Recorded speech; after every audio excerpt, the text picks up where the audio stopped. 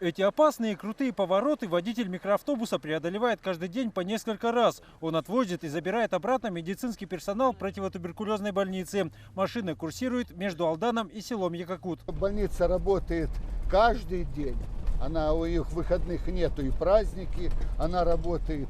А дорожники не работают на праздники. 28 километров дорожники чистят всего раз в месяц. Бывали случаи, когда в диспансер не могли попасть по 3-4 дня. Понимаете, там и связь очень неважная. Вот не дай бог свет погаснет, тогда и связи у них не будет. Медицинское учреждение – одно из немногих, которое еще работает в Якакуте. За последние несколько лет закрылись школа, детский сад, больница, почта и магазины. Почти опустели жилые дома. Многие поуезжали в города, другие поселки. В поселке, откуда до алданской телевышки рукой подать, нет даже сотовой связи. Библиотекарь Людмила Кузнецова узнает последние новости благодаря подписке на газеты. Да и книги приходится читать самой. Посетителей почти не заходят. Вот прихожу, никого нету, я сразу книжечку думаю, дай-ка почитаем. Но вся эта корреспонденция вся приходит сюда, выписываем же все равно. Все прочитал уже. Старожил Якакута вспоминает, как хорошо жили раньше. Все дома были новыми, а основная часть населения работала на местной электростанции. Ее закрыли в 1971-м, когда была построена Чульманская ТЭЦ. С тех пор поселок утратил свое предназначение. В парке были танцплощадки, свои духовые оркестры были.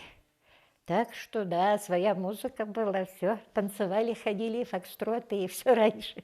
Сегодня все постройки поселка приходятся на первую половину 20 века. Двухквартирному дому, в котором живет семья Ивана Крайтору, в этом году исполнилось 80 лет. Фундамент просел, стены перекошены, крыша вот-вот обвалится. Труха, да. Ну и все гнилой. Вот вверх, да, более-менее. А вот где заваленка, там, да. В таком состоянии весь уцелевший жилой фонд Якакута. Многие дома заброшены. Из 100 прописанных человек постоянно проживают не больше 20. Не дожидаясь, когда произойдет несчастный случай, население собралось на сход и проголосовало за ликвидацию населенного пункта. 67 проголосовали за закрытие села. 2 человека отдали свой голос за сохранение. Решение населения следом поддержали депутаты поселкового совета, к которому относится Якакут.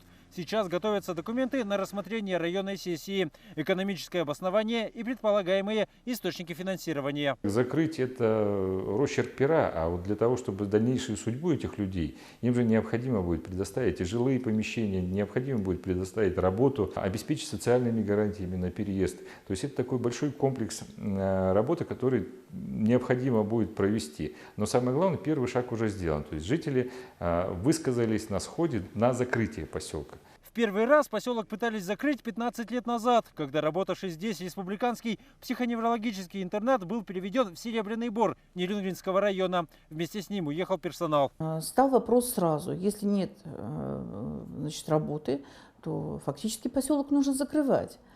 Но тогда население на этот шаг не пошли. Вот такое решение не было принято.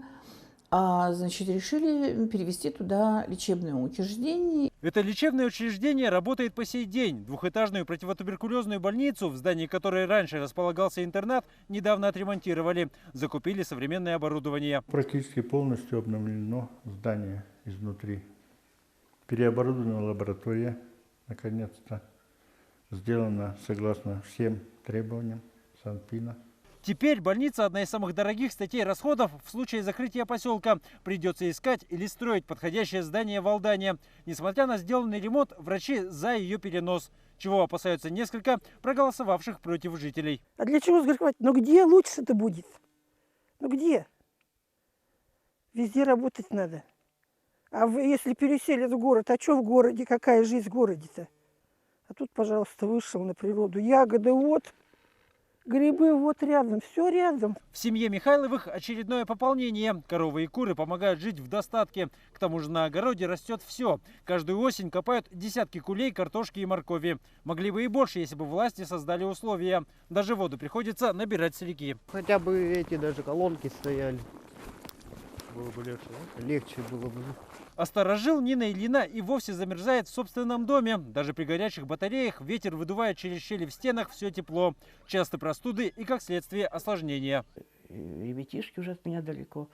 Я сама тут одна уже болею постоянно. Молодежь появляется в Якутии редко, в основном на выходные, проведать родных и близких. Сами при этом снимают жилье ближе к работе. Заметно увеличивается население во время школьных каникул. Конечно же, село жалко. И не только там, кто хочет сохранить, и тот, кто даже голосует за закрытие. Всем жалко, но как-то надо дальше двигаться. Либо уже его на развитие какое-то, либо действительно закрывать. Этот мост через горную реку Якакут сегодня, пожалуй, самая главная проблема селян. Уже несколько лет ему предсказывают обрушение во время весеннего паводка. Новый будет стоить 118 миллионов рублей. Цена сопоставимая с переселением всех местных жителей. Сейчас, пока готовят документы на закрытие, мало кто верит, что переселение произойдет быстро. При удачном стечении обстоятельств, говорят эксперты, потребуется не меньше 3 лет. Но даже этот срок могут не выдержать мост и некоторые строения. Это значит, что улучшать качество содержания дороги и решать текущие социальные проблемы этого поселения все же придется. Дмитрий Макаров, Владимир Ермаков, Айна Винокурова. Вести. Село Якакут, Алданский район.